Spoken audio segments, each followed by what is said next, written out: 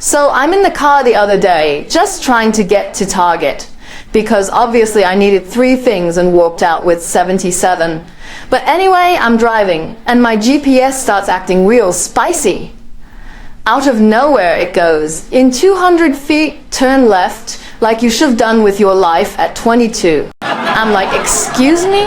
Did this machine just come for my entire existence? Then it says, you're going in circles just like your last relationship. I said, okay, first of all, rude. Second of all, fair. At that point, I didn't know if I was heading to Target or straight into an emotional breakdown.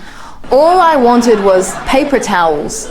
Now I'm reevaluating my entire life with a robot that sounds like it reads horoscopes and judges you while doing it. So my family thought it would be a great idea to have a virtual reunion on Zoom, to stay connected, which in my family is just code for trauma with Wi-Fi. I log on and it's already chaos.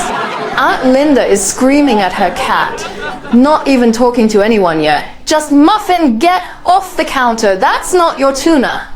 Then there's Uncle Joe, bless him. He doesn't know he's muted or that the camera's on or that he's not wearing pants. Man's just standing up like it's OnlyFans for the over 70 crowd. We all screamed except Grandma. She's too busy trying to figure out her camera dot. And then, the highlight, Grandma hits something on her screen and turns herself into a potato. Full-on potato. She goes, oh, am I a bean? Is this a bean? We're like, no, Grandma, you're a spud. A snack, if you will. And she just rolls with it, talks through the whole call as a literal potato head, nodding like this is her normal form now. By the end, I learned way too much. Apparently, half my family's on fiber supplements. One cousin shared his colonoscopy results like it was a TikTok dance. And now I can't unsee Uncle Joe's thighs. Honestly, I left that Zoom call needing therapy, tequila, and an exorcism. Went to get my eyebrows threaded the other day because I was starting to look like I was constantly frowning in Morse code. So I walk into this salon, all innocent, thinking, this will be quick and cute. Big mistake. The lady sits me down, tilts my head back like I'm about to undergo a medical procedure, and then, yank, she pulls that thread so hard, I swear I saw God.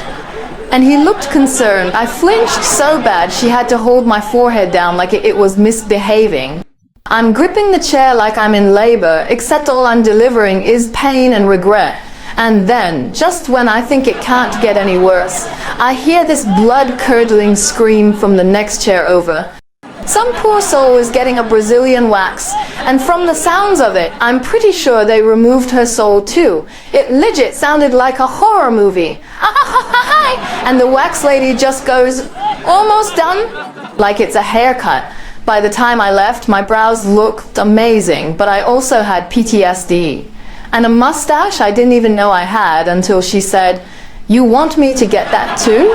Ma'am, you could have just let me live in denial. So I decided to try dating this gym guy. Muscles, jawline, protein shake in one hand, ego in the other. I figured, hey, maybe he'll lift me the way he lifts those dumbbells. Wrong. First of all, this man meal preps chicken like it's a religion. His fridge looked like a poultry crime scene, just rows and rows of sad little Tupperwares stacked like coffins. I opened it looking for a drink. All I found was despair and dry breast. And the flexing, oh my God, he flexed more than he texted me back. We'd be mid-conversation, and suddenly he's checking his biceps in the mirror like they're gonna file for divorce if he doesn't validate them every 12 seconds. And don't even get me started on the bedroom. We're in the middle of it. Things are heating up, and out of nowhere, this man yells, one more rep. Sir, I am not a squat. This is not CrossFit. Put your leg down and stop trying to engage your core while I'm emotionally trying to engage your soul. The final straw? He kissed me with so much protein breath, I swear I got 8 grams of gains and a yeast infection. I left that date with bigger traps and deep regret. So, my 83-year-old grandma somehow found her way onto the internet, which already should have been a red flag. But then she calls me and says, "Sweetheart, I joined this lovely fan club site. They really love my baking." I'm like, "What fan club?" She goes, "OnlyFans, I post my cake recipes in my nightgown. It's adorable." Excuse me? Turns out, Grandma thought OnlyFans was like Facebook for seniors who like bundt cakes. So she's out here posting her triple layer carrot cake in lace, full on lingerie and lemon drizzle. Next thing I know, she's gone viral.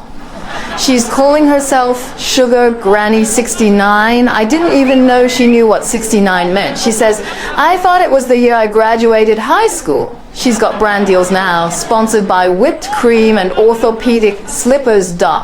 And the best part? She makes more money than me and has 3 boyfriends. One of them's 28.